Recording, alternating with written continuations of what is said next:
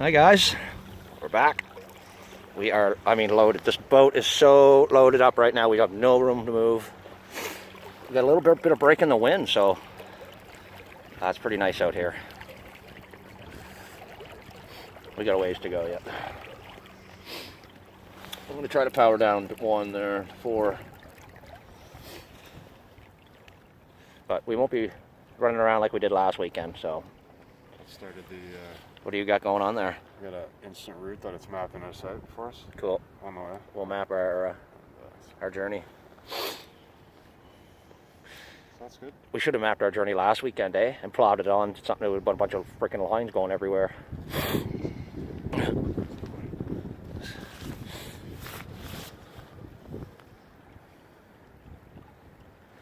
Wind starting to pick up a little bit there. That's what Peter calls the nuclear forest. It's all boggy in there, so.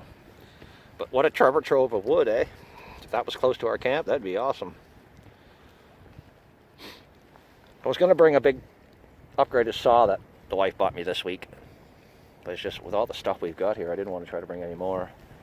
Guys, we've got, what that is packaged up. It's one of those 10x10 backyard gazebos. Wife bought it off Kijiji, and we ended up getting it home. And when we took it all out to install it, didn't have a roof. So we sent an email back to the guy saying, listen, man, there's no roof. He says, oh my goodness, I'm sorry about that. And he sent us our money right back, so that was cool. And then we said, well, do you want it back in case it turns up in the future? He says, nah. He says, if you guys don't mind disposing of it, I'd be happy with that. And then I explained to him that I have a very difficult time throwing things away. And that's why. So now we are going to build, maybe get rid of the teepee. We'll put that in there, see if we can make that fit. We'll have like a gazebo style, because the teepee can really only use the middle 4 feet or so. It's kind of crowded. Yeah. So the teepee served its purpose for a while. It's just a little place for us to duck into if we needed it, but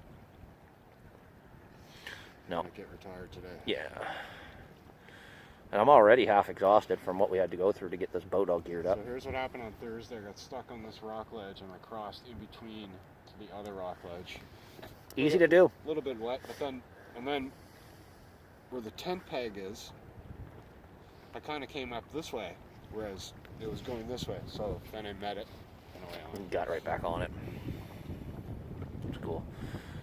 Breezy. It's not very warm. It's probably 1 or 2 degrees. The snow just started to turn to rain. So earlier it was like 2 degrees, but -4 wind chill or something. So we're probably right around 0 with the wind chill, but temperature just warm enough that the snow just started to turn to rain. So it is hence the, just the sprinkling. brown jacket. See when it's.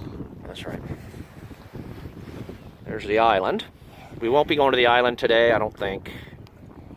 I think we'll sail right by it today. Get in closer to shore here and see if I can get out of some of this wind. It is kind of at our back. It's coming from the southwest, so it's not too bad. Yeah, we are loaded. We can't even move our freaking feet. We're just jammed in here. And with all the supplies we need for the day anyways. Probably do some burgers. We brought homemade hamburgers with us today. So that sounds like a good lunch. Fire will be a challenge. Humidity's at like 95%, like obviously. Well, everything's very wet, so. Wasn't the driest week. Fire will be a challenge. It is half the time we come out anyways, and we always manage to get one going. Peter managed to get a solo run out here to cook some lunch the other day, and he got a fire going, which is I'm proud, because no fire, no paper.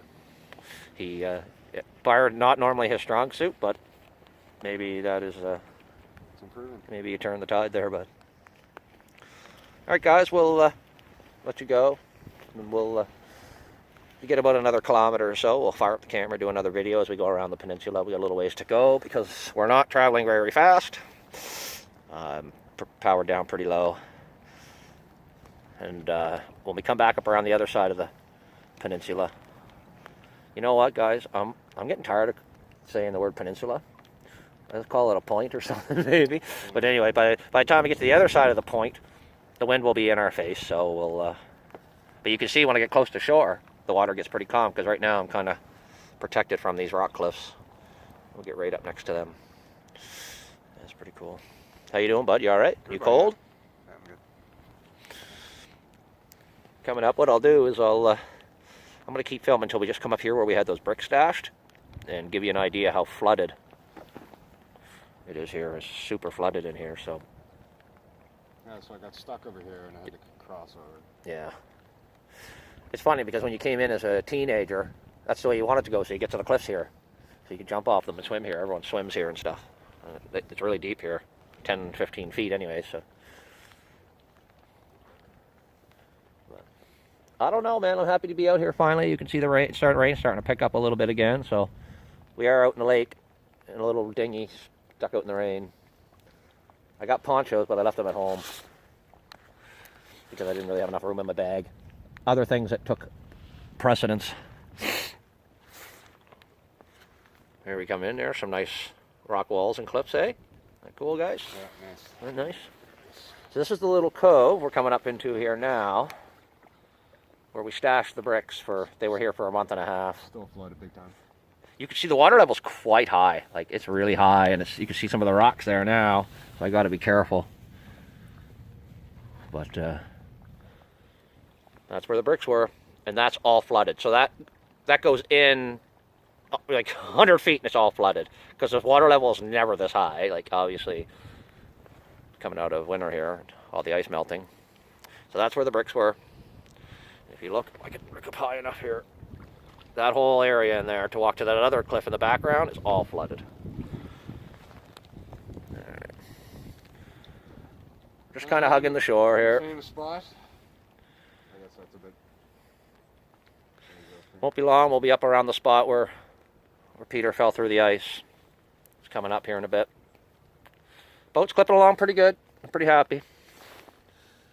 You know, considering we came from all the way where you can see the trailer is way in the background there. Maybe, I don't know. I can't zoom in because I'm all turned around, but I gotta watch where I'm going. Someone actually came out here, and because the water's so deep here, it gets deep very quick. Oh, there's a rock. Oh, crap. Try to avoid that. There we go. I better get out of here. A little shallow. But once you get out about 3 or 4 feet, and that rope swings you out 10 feet. It's pretty cool.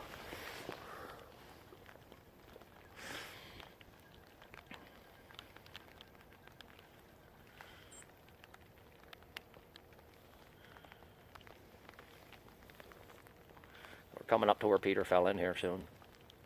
Right up on this ledge up here. It's the ledge right there that ends right there. That's not where you went in, though. No. This ledge up here. We were both able to get up on the ledge, remember? Yeah. And stand there, so. Yeah. So you would have been stuck here. I would have came up here. It's right here at this ledge, bud. Right here. Right. Right here at this ledge. Where the ledge meets the ice. And then we managed to get up on the rocks. Right up there. And it's deep here, man. It's deep. And So Peter took a step off right there. Yeah. Peter took a step off right there, and down he went. Right to his fucking chest. Back to the emergency camp we went, and that was it. Holy fuck. Good steak dinner at the emergency camp. Right. Him having hypothermia is no excuse to not cook. No, Jesus. All right. Well. All right, guys. Well, we'll get back. We're about 8.5 minutes here. So, I mean, geez, we're almost halfway to our destination anyway. So, we'll get around maybe the peninsula here. And there's the island in the background. It looks close, but it's still a little bit of ways yet. A few football fields. 9 minutes in. And, yeah. So, you know what to say. We'll be back. We'll be back.